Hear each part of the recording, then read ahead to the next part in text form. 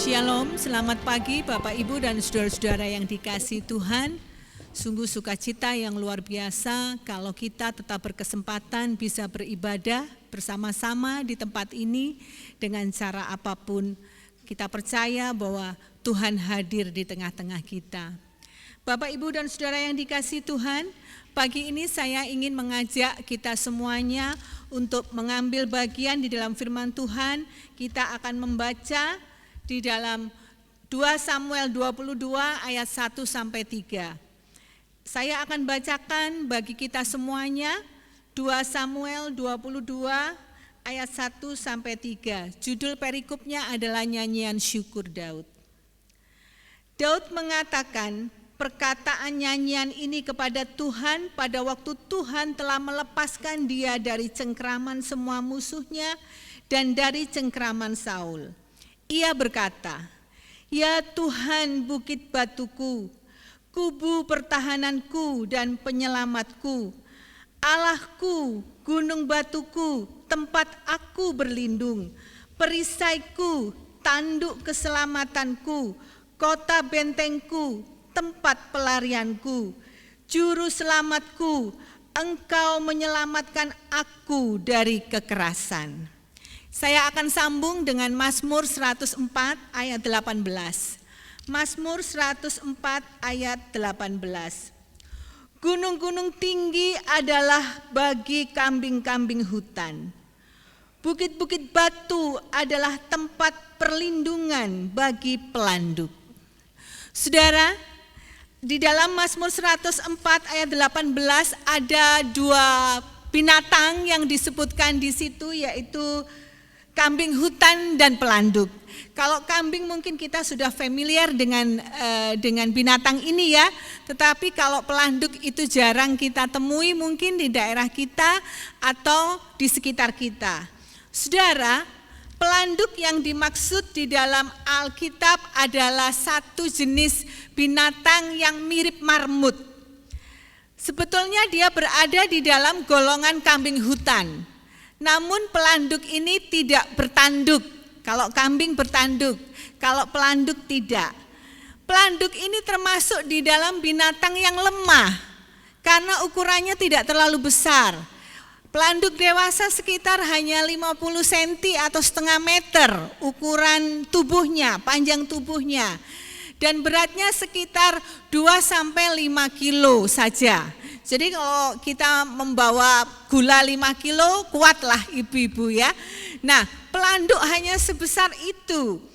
Dan dia ada yang hidup berkelompok namun tidak terlalu banyak jumlah habitatnya. Namun seringkali juga pelanduk ini hidup dalam individu sendiri-sendiri. Pelanduk jantan memiliki taring memang.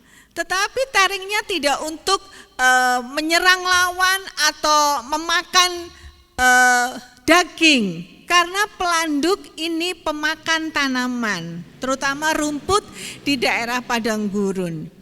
Sedangkan pelanduk betina tidak punya taring. Nah saudara, kehidupan pelanduk ini selalu berada di dalam ancaman karena dia begitu lemah. Ketika dia hidup di padang gurun, di daerah padang gurun, di daerah bebatuan, tidak ada pertahanan diri yang dia miliki. Sewaktu-waktu elang bisa menyambarnya, ataupun binatang buas yang lain, atau juga ular berbisa bisa menyambarnya. Nah saudara-saudara, apa yang dimiliki oleh pelanduk ketika harus berada di tempat yang berbahaya itu? Rupanya Sang Pencipta sudah melengkapi dirinya dengan sebuah mekanisme tubuh, yaitu selaput yang ada di dalam kakinya.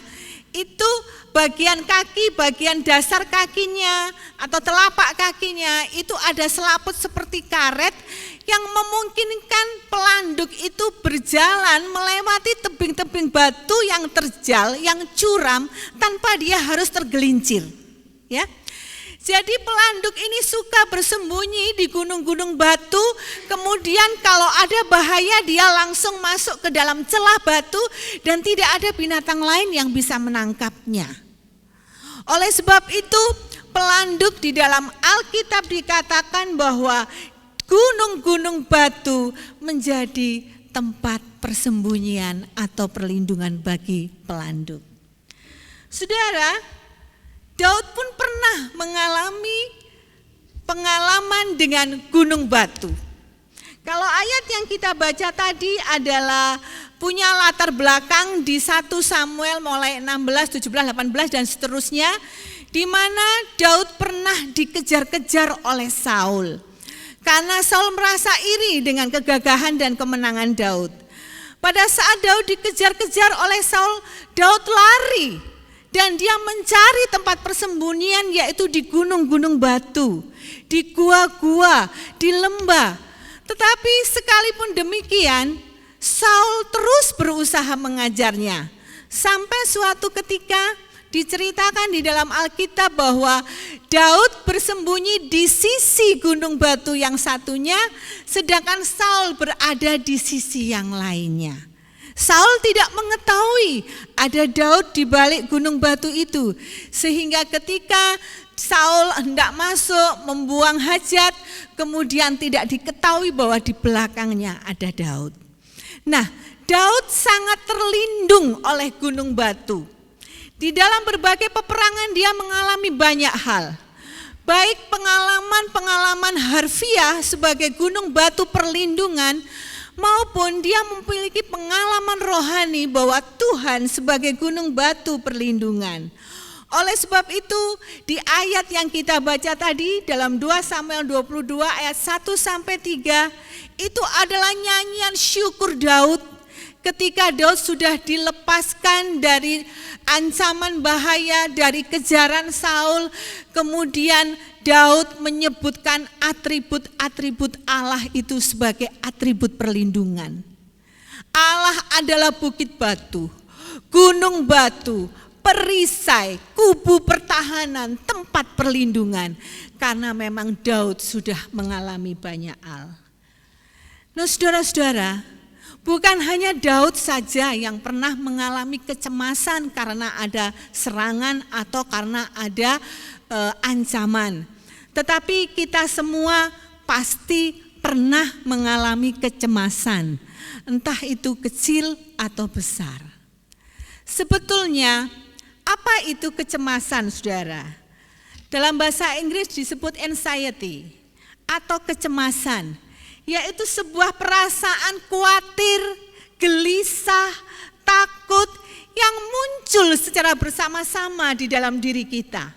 Ya, kecemasan adalah suatu perasaan khawatir, gelisah, takut, nervous, campur aduk menjadi satu, keluar bersamaan di dalam diri kita, disertai dengan adanya rangsangan di dalam tubuh, misalnya jantung berdebar-debar, ya, keringat dingin keluar, kepingin pipis, kepingin ke belakang berkali-kali, ya. Nah, itulah anxiety atau kecemasan atau kegelisahan.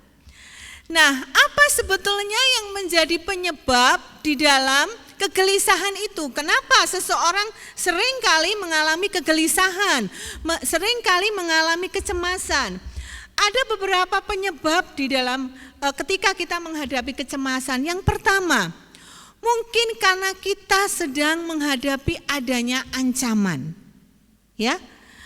Ancaman tidak hanya mengenai keselamatan tubuh kita, fisik kita, tetapi mungkin juga mengenai keselamatan jiwa kita, atau secara psikis kita diancam. Sehingga ketika kita menghadapi ancaman dari pihak luar, dari orang lain, maka kita mengalami kecemasan atau kegelisahan. Ya, bayangkan Bapak Ibu yang pernah, ayo kamu kalau nggak bayar hutang saya bunuh kamu. Pasti kita merasa terancam dan kita akan gelisah, keringat dingin, jantung berdebar-debar, bahkan sakit perut mungkin ya, karena adanya ancaman itu. Yang kedua, kegelisahan bisa muncul karena adanya konflik di dalam diri kita atau adanya pertentangan. Ketika Daud menghadapi kejaran Saul, sebetulnya orang-orang di sekelilingnya ingin bawa Daud membunuh saja Saul, karena itu musuhnya. Tetapi di dalam batin Saul itu ada konflik. Dalam batin Daud, Saul ini adalah orang yang diurapi oleh Tuhan. Kalau aku membunuh, aku bersalah di hadapan Tuhan. Tapi kalau aku tidak membunuh Saul, maka aku terus berada di dalam kejaran Saul. Ya, jadi Daud mengalami kegelisahan ketika berada di dalam persembunyian, ketika berada di balik gunung batu itu. Kita mungkin juga mengalami kegelisahan karena ada konflik-konflik kecil di dalam diri kita. Pada masa ini, ibu-ibu mulai marak dengan bisnis kuliner, ya, dengan catering, dengan masak-memasak dan sebagainya. Ketika order itu semakin banyak, kita senang, ya. Wah, dapat pesanan banyak. Tetapi di sisi lain mungkin ibu-ibu harus khawatir, tenagaku tidak cukup, waktunya mengerjakan tidak cukup, lalu nanti bagaimana kalau tidak bisa mengerjakan sesuai pesanan dan sebagainya. Akhirnya di situ kita akan mengalami kegelisahan atau mengalami kekhawatiran. Penyebab yang ketiga adalah adanya ketakutan. Hal yang paling sederhana mungkin ketika kita menghadapi ujian di sekolah, ya. Para pelajar, para mahasiswa sangat takut ketika harus masuk ruang ujian. Atau karyawan baru yang sedang akan menghadapi ujian tes masuk menjadi karyawan baru, itu mengalami kegelisahan. Mungkin tangannya gerak-gerak, ya, atau mungkin kakinya nggak bisa berhenti, atau keringat dingin keluar. Nah, ketakutan-ketakutan ini yang bisa menimbulkan kegelisahan di dalam diri kita. Dan penyebab berikutnya adalah adanya kebutuhan kita yang tidak terpenuhi. Entah itu kebutuhan rasa aman, entah itu kebutuhan akan kasih sayang. Ketika kita tidak terpenuhi, maka kita akan gelisah. Atau kebutuhan untuk mengaktualisasikan diri menjadi seorang pribadi yang berharga. Ketika kita terancam, ketika ruang gerak kita dibatasi, maka kita akan mengalami kegelisahan. Nah, Bapak, Ibu, dan saudara-saudara yang dikasihi Tuhan, semuanya ini bisa menimbulkan rasa cemas. Kecemasan tidak bisa kita hindari, ya. Kegelisahan sering ada di dalam kehidupan kita. Kenapa begitu? Karena kegelisahan atau kecemasan itu merupakan hal yang terintegrasi dengan emosi kita, seperti halnya kegembiraan dan kesedihan. Apakah Bapak Ibu pernah terhindar dari kegembiraan? Aku nggak mau gembira. Enggak. Ketika ada sesuatu yang menyenangkan, maka secara otomatis kegembiraan itu akan muncul dalam diri kita. Atau ketika kita mendengar berita duka, maka secara otomatis kita menjadi duka. Begitu juga dengan kecemasan. Ketika ada sesuatu yang menggelisahkan kita, maka secara otomatis juga kita menjadi cemas, kita menjadi gelisah. Karena kecemasan itu terintegrasi dengan emosi yang ada di dalam diri kita. Mengapa begitu, Bapak, Ibu, dan saudara-saudara yang dikasihi Tuhan? Ternyata faktor-faktor yang mempengaruhi kecemasan itu memang ada dekat di dalam diri kita. Salah satunya adalah faktor psikologis. Keadaan seseorang itu akan berbeda satu dengan yang lain ketika menghadapi kecemasan. Misalnya di dalam kondisi yang sama, 10 mahasiswa masuk di ruang ujian skripsi, yang satu bisa dengan tenang hanya mengetuk-ngetukkan ballpoint saja di atas meja, tetapi yang satu bisa 10 kali keluar masuk toilet, ya. Sekalipun itu berada di dalam kondisi yang sama, di dalam satu kekhawatiran yang sama, tetapi responnya berbeda. Karena kecemasan itu dipengaruhi oleh faktor psikologis seseorang. Ada mungkin seseorang yang punya pengalaman-pengalaman yang tidak mengenakan di masa lalunya, sehingga mempengaruhi psikologisnya. Ada mungkin kejadian-kejadian pahit yang pernah dialami sehingga mempengaruhi psikologisnya. Tetapi ada orang lain yang hidupnya aman, yang hidupnya tenang, sehingga ketika menghadapi kesulitan, sehingga ketika menghadapi masalah, dia tidak terlalu khawatir. Faktor yang kedua adalah kepribadian. Kepribadian ini berhubungan dengan hereditas, keturunan, faktor keturunan ya. Kalau kita lihat, anak itu kok berani sekali ya. Oh iya, memang mamanya lincah, mamanya berani menghadapi tantangan, makanya anak ceweknya juga berani gitu ya. Jadi kecemasan, dalam menghadapi kecemasan itu dipengaruhi juga oleh faktor hereditas, oleh faktor keturunan, oleh kepribadian kita, personality kita. Ada orang yang dikit-dikit cemas karena memang mamanya sering cemas juga. Tetapi ada orang yang berani menghadapi tantangan karena memang keluarganya adalah orang-orang yang berani. Yang ketiga adalah faktor sosial. Sebagian orang mungkin merasa bahwa kondisi saat ini aman bagi dia, tenang, tetapi di sisi lain mungkin justru kondisi saat ini menjadi sebuah kecemasan. Ketika new normal dijalankan, maka ada banyak polisi dan tentara diterjunkan di beberapa daerah untuk menjaga keadaan tetap kondusif. Bagi kita yang tidak melakukan kejahatan, itu mungkin sebuah kondisi yang aman, betul ya? Senang, ada polisi di sana sini, ada tentara di sana sini yang akan menjaga kita. Tetapi bagi seorang pencuri yang sudah melakukan curanmor, pencurian kendaraan bermotor, atau yang dikejar-kejar oleh polisi, maka ada banyaknya polisi di jalan-jalan itu menjadi ancaman buat dia, mendatangkan kecemasan buat dia. Faktor sosial itu juga mempengaruhi timbulnya kecemasan atau tidak di dalam diri kita. Yang keempat adalah fisik kita. Ketika kita sehat-sehat saja, pasti kecemasan itu akan lebih rendah kadarnya di dalam diri kita daripada saat kita mengalami sakit, ya. Jadi Bapak Ibu ketika sakit itu bukan karena Bapak Ibu khawatir tidak bisa sembuh, bukan. Tetapi justru karena adanya kerja hormonal yang tidak seimbang, yang terganggu sehingga menimbulkan rasa cemas di dalam diri kita. Kalau Bapak Ibu sehat, kalau kita semua sehat, tentu kecemasan pada saat kita sakit itu tidak akan muncul di dalam diri kita. Kalau kita sehat-sehat saja, semuanya juga akan terasa tenang, bisa kita jalani dengan baik. Yang terakhir adalah faktor kepercayaan. Ada orang-orang yang mempercayai sesuatu yang tidak hidup, yang bisa menolongnya. Tetapi ternyata sesuatu yang dipercayai itu tidak bisa menolongnya, maka timbul kecemasan. Tetapi ada orang lain yang mempercayai Tuhan yang benar, maka itu akan bisa mengurangi kecemasannya.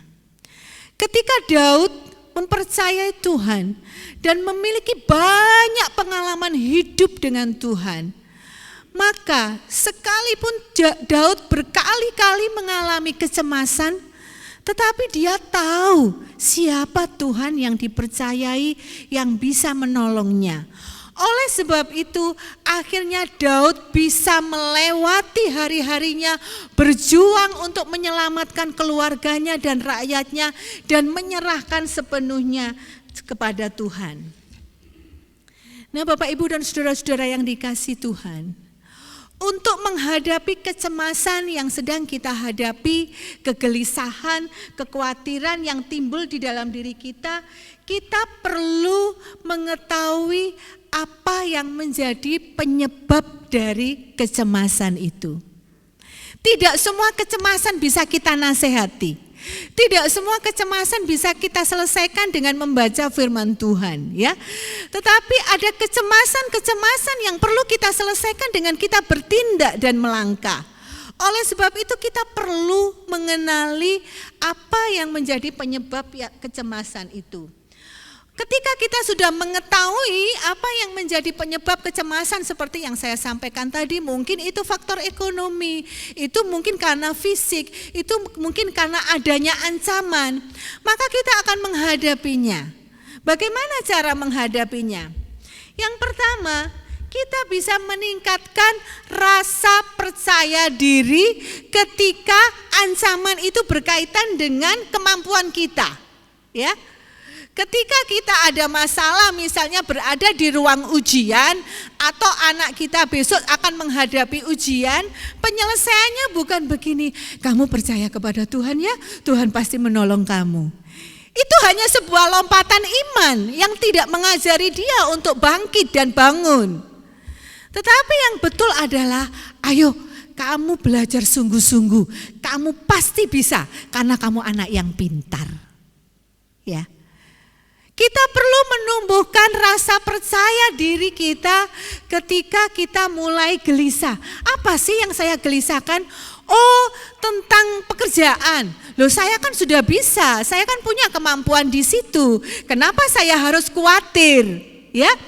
Jadi ketika kita kekhawatiran atau kecemasan itu datang, kita perlu kenali penyebab dari kecemasan itu dan kita perlu meningkatkan rasa percaya diri sehingga kecemasan itu menjadi berkurang. Yang kedua, dengan cara melakukan kegiatan yang lain yang lebih berarti. Kalau saat ini kita mengalami pandemi bersama-sama COVID-19, kemudian kita khawatir, cemas, terus gelisah, sembunyi di rumah, sembunyi di kamar, tidak berbuat apa-apa, maka tidak akan ada selesainya kecemasan itu. Tetapi kalau kita bisa mengalihkan dengan melakukan kegiatan yang lebih berarti, misalnya dengan menolong orang lain, misalnya dengan berolahraga yang aman, maka kita akan bisa mengalihkan kecemasan yang sedang melanda diri kita. Bapak Ibu boleh coba nanti di rumah. Tetap bekerja, tetap beraktivitas dengan protokol-protokol yang benar, maka kita tidak perlu terperangkap di dalam ketakutan yang tidak beralasan itu. Ada orang-orang yang mengalami ketakutan mengenai hal-hal yang belum tentu terjadi, sehingga waktunya habis hanya untuk kegelisahan-kegelisahan saja tanpa melakukan apa-apa yang berarti. Nah, ini mungkin yang merugikan kita. Oleh sebab itu, pagi ini mari kita mulai mencari kegiatan-kegiatan yang mendatangkan arti di dalam hidup kita sehingga kita bangga dengan diri kita, sehingga kita terhindar atau terkesampingkan kecemasan yang tidak beralasan itu. Yang ketiga yang penting adalah ketika kita cemas, kita bisa menemukan orang atau pribadi yang tepat yang bisa menolong kita lepas dari kecemasan itu, lepas dari ketakutan itu, lepas dari kekhawatiran. Bapak, Ibu dan Saudara yang dikasihi Tuhan, dalam pendahuluan yang saya sampaikan tadi, saya menyampaikan kisah Daud dan kisah seekor binatang yang begitu lemah, yaitu pelanduk, di mana kedua-duanya mengalami kecemasan. Ketika Daud dikejar-kejar oleh Saul, Daud sangat mengalami kecemasan itu. Karena dia mendapatkan ancaman dari Daud akan keselamatan jiwanya. Sehingga Daud berusaha lari menghindari Saul dan mencari tempat persembunyian. Yang pertama yang dicari adalah Daud lari kepada Samuel. Kemudian Daud meminta petunjuk kepada Samuel, apa yang Tuhan mau dengan kejadian yang saya alami ini. Daud juga mengalami konflik di dalam dirinya ketika dia dikejar-kejar oleh Saul. Saya harus bunuh rajaku yang sekaligus mertuaku kah? Supaya saya aman? Ataukah saya membiarkan dia hidup tetapi saya akan terus berada di dalam ancaman dan di dalam ketakutan? Daud selalu meminta bujangnya yang membawa kain efod itu untuk berdoa ketika menghadapi ancaman demi ancaman. Daud meminta petunjuk kepada Tuhan. Dan ada satu masa di mana Daud ketika dia dikejar-kejar pasukannya Saul itu 4.000, Daud hanya diikuti oleh sekitar ratusan orang, 600 orang. Kemudian ketika Daud menghadap Saul setelah memotong puncak jubahnya, Daud berkata, "Tuanku, aku ini hanya seekor kutu bagimu di hadapanmu." Ya, Daud merasa begitu kecil. Kenapa Saul harus mengejar-ngejar begitu rupa dengan pasukan yang banyak dan gagah perkasa? Sehingga Daud harus lari dari satu tempat ke tempat lain, sembunyi dari satu tempat ke tempat yang lain. Dan sampai suatu saat Daud kehilangan atau tidak mendapatkan apa yang dia butuhkan, yaitu makanan. Ini adalah satu kegelisahan besar yang dialami oleh Daud.